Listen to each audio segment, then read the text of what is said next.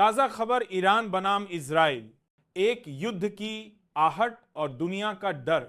नमस्कार, मैं रवीश कुमार और आप देख रहे हैं ताजा खबर। ईरान और इजराइल के बीच तनाव फिर से भड़क गया है। मिसाइलें और ड्रोन हवा में उड़ रहे हैं और शांति की अपील करने वाले मुल्क हथियार बेचने में लगे हैं। आप सोच रहे होंगे ये खबर क्या नई है, पिछले कई सालों से हम यही सुनते आ रहे हैं। लेकिन जब बार बार एक ही आग जलती है तो उसका धुआं पूरी दुनिया के आसमान को ढकने लगता है।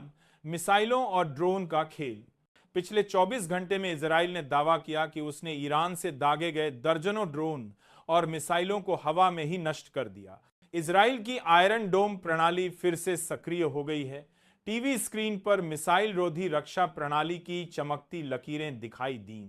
ईरान ने भी पीछे हटने का इशारा नहीं दिया। उसने साफ कहा कि यह उसका रक्षात्मक अधिकार है। रक्षा का अधिकार।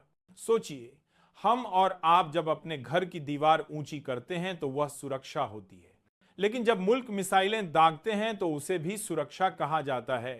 क्या आपको यह सुरक्षा लगती है? लोगों की जिंदगी, राजनीति की जमीन। तेहरान के बाजारों में लोग महंगाई से परेशान हैं। तेल अवीव में परिवार बंकरों में रात गुजारते हैं। हमारे लिए यह हेडलाइन है, लेकिन उनके लिए रोज का डर। बच्चे स्कूल जाते हैं तो माँ बाप सोचते हैं कि शाम को लौटेंगे या नहीं। दफ्तर जाने वाला सोचता है कि अगर रास्ते में हमला हुआ तो कौन बचाएगा। और टीवी पर बैठे नेता प्रेस कॉन्फ्रेंस में कहते हैं, हम पूरी ताकत से जवाब देंगे। ताकत किसे कहते हैं? बमों और मिसाइलों से बनी ताकत, या उस हिम्मत को जो एक आम इंसान रोजमर्रा की मुश्किलों में दिखाता है? अमेरिका, रूस और चीन का खेल। अमेरिका कहता है कि वो इजराइल के साथ है। हर बार यही कहा जाता है। हथियार, पैसा और खुफिया मदद सब इजराइल की तरफ। रूस और चीन ईरान के साथ खड़े दिखाई देते हैं। लेकिन यहां भी खेल वही है। जहां एक तरफ शांति का बयान होता है, वहीं दूसरी तरफ हथियारों की डील होती है। युद्ध का कारोबार हमेशा दूसरों की तबाही पर पलता है। बड़ी बड़ी कंपनियां, हथियार बनाने वाले उद्योगपति और सत्ता में बैठे लोग, सबको फायदा होता है, लेकिन नुकसान सिर्फ और सिर्फ आम इंसान का होता है। दाद करे अरब देशों की बेचैनी।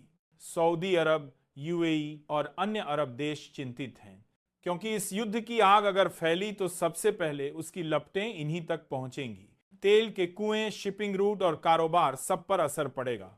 याद कीजिए, जब यमन के हूती विद्रोहियों ने इजराइल की तरफ ड्रोन दागे थे तो खाड़ी के देशों में कितना हड़कंप मच गया था। यह डर फिर लौट आया है। भारत पर असर।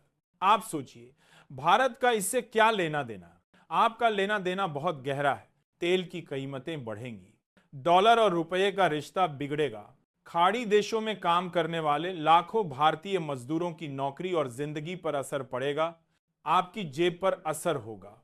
आपके घर का बजट बिगड़ेगा। लेकिन भारतीय मीडिया में यह चर्चा नहीं होगी, क्योंकि यहाँ का न्यूज़ स्टूडियो हिंदू मुसलमान, मंदिर मस्जिद और टुकड़े टुकड़े गैंग पर ज्यादा व्यस्त है। युद्ध सिर्फ दो मुल्कों का नहीं होता। आपको बार बार यही बताया जाता है कि यह सिर्फ ईरान और इजराइल की लड़ाई है, लेकिन सच यह है कि यह लड़ाई पूरी दुनिया के भू राजनीतिक नक्शे को बदल सकती है। तेल के दाम बढ़ेंगे तो अमेरिका और यूरोप में मंदी गहरी होगी। रूस के लिए यह मौका होगा अपनी पकड़ मजबूत करने का। चीन के लिए यह एक नया बाजार। और भारत हमेशा की तरह बीच में फंसा रहेगा। सवाल जो पूछे जाने चाहिए। अब आपको लगता होगा कि यह सब समझ में तो आ गया, लेकिन सवाल क्या है? वाकई सुरक्षा देता है? क्या शांति सिर्फ अखबार की हेडलाइन बनकर रह जाएगी? क्या बड़ी ताकतें कभी हथियार बेचना छोड़कर शांति को बढ़ावा देंगी? और सबसे बड़ा सवाल, आम आदमी की जिंदगी की कोई कीमत है भी या नहीं? मीडिया और हमारी चुप्पी। आप देख रहे हैं कि भारतीय चैनलों पर यह खबर कहीं पीछे है, क्योंकि वहां मुसलमान कितना खतरनाक है और नेता कितना महान है, यही सबसे बड़ा एजेंडा है। आपको असली खबर से दूर रखा जाता है।